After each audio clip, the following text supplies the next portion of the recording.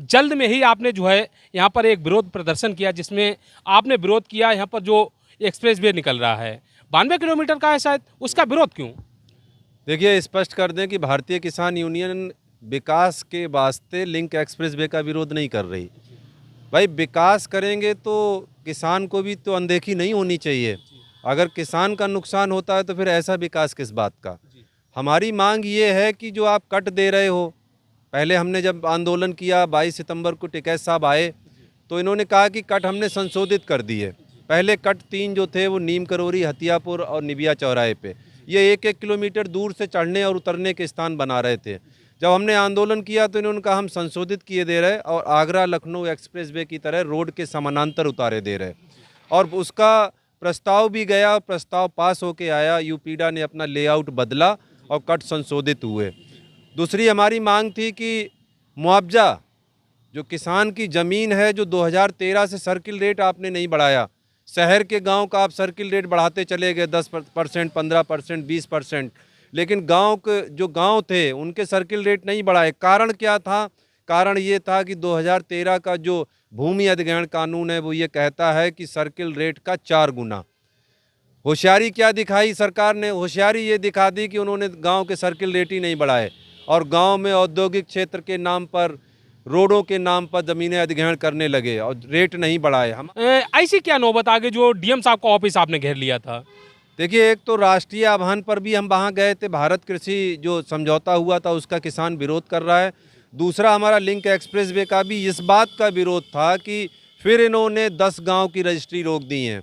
ये वही 10 गांव हैं जो 3 कटों पर स्थित हैं। जिलाधिकारी महोदय जी का कहना है कि फिर कट हम पुनः उसी तरीके से दूर से बनाएंगे और किसानों की सैकड़ों बीघा ज़मीन औने पौने पे लेंगे। भारतीय किसान यूनियन ने उस दिन 4 घंटे कार्यालय को घेर के रखा। अगले दिन जब वार्ता हुई है, क्योंकि उस दिन कहीं घटना हो गई थी शहर में, जब वार्ता हुई तो उन्होंने कहा कि यूपीडा जो है वो ज़मीन चाहती है औद्योगिक क्षेत्र के लिए।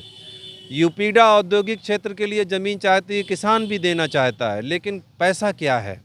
आप इतनी दूर जो सर्किल रेट होगा वही तो मिलेगा ना, उससे ज़्यादा कैसे मिल जाएगा? नहीं, सर्किल रेट गांव का बढ़ाया कहाँ? आप मेरा उत्तर समझिए। 2013 भूमि अधिग्रहण कानून कहता है कि सर्किल रेट का 4 गुना। 2013 से आप 2026 तक गांव के सर्किल रेट नहीं बढ़ाते हैं। जैसे उदाहरण लीजिए, आप बागलखूला, चांदपुर, मसेनी का सर्किल रेट बढ़ा देते हैं, लेकिन आप गांव के जब इस शहर के बाहर जाते हैं वहाँ सर्किल रेट इस कारण नहीं बढ़ाते, सोची समझी रणनीति के तहत कि जब हम ज़मीन एक्वायर करेंगे तो हमें भूमि अधिग्रहण 2013 का सर्किल रेट का 4 गुना देना पड़ेगा। तो जब सर्किल रेट आप नहीं बढ़ाओगे तो 4 गुना तो आप 2013 के सर्किल रेट का दे रहे। तो क्या 13 साल में महंगाई नहीं बढ़ी? अगर हर चीज़ की महंगाई बढ़ रही है तो क्या ज़मीनें महंगी नहीं हुई? अब लोगों का सवाल ये है कि बहुत ही मुश्किल से हाईवे और रोड बन पाते हैं फर्रुखाबाद में, और उसका विरोध किया जा रहा है। आगे चल के अगर इस पर रोक लग गई तो नुकसान होगा फर्रुखाबाद में। देखिए, अगर किसानों की अनदेखी की गई, किसानों को उसकी ज़मीन का बाजारू भाव का 4 गुना नहीं दिया गया, तो भारतीय किसान यूनियन और इस जनपद का किसान इस योजना का विरोध करेगा। बनेगी या नहीं बनेगी ये बाद में तय हो जाएगा, लेकिन मेरा उत्तर प्रदेश सरकार और यहाँ के जिलाधिकारी महोदय से आग्रह है कि 2013 से लेकर 2026 में जो सर्किल रेट में आपने बढ़ाया नहीं है उसका भी अवलोकन करें। मार्केट भाव जो है, अगर आप गिट्टी, मोरंग, सरिया, सीमेंट आज के भाव का लगाएंगे, टोल भी आप एक समान वसूलेंगे। टोल तो आप ये नहीं कह रहे कि ये ज़मीन कम में मिल गई, ये ज़मीन अधिक में मिल गई तो हम टोल कम कर देंगे, या गिट्टी, मोरंग, सरिया, सीमेंट बाजार भाव का ना लाके हम 2013 का ले आएंगे। ये तो सरकार नहीं कह रही।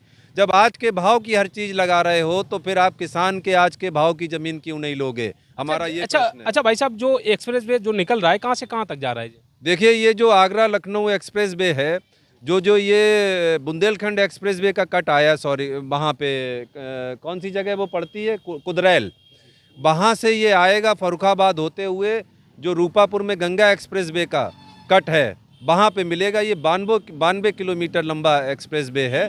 ये लिंक एक्सप्रेस वे के नाम से जाना जाएगा। ये मेन एक्सप्रेस वे नहीं है। आप उत्तर प्रदेश के मेन एक्सप्रेस वे को देख लीजिए, कहीं पर भी कटों पर इतनी अधिक ज़मीन किसानों की नहीं ली गई है। जहाँ पर एक एक्सप्रेस वे दूसरे एक्सप्रेस वे से मिलता है वहाँ तो दूरी से घुमा के ज़मीन ले लेते हैं, लेकिन बीच में जब चलता हुआ एक्सप्रेस वे होता है, कट उतारते हैं तो आगरा लखनऊ एक्सप्रेस वे के समानांतर उतारते हैं। औद्योगिक क्षेत्र आज भी डेवलप नहीं कर पाया है खिमसेपुर का।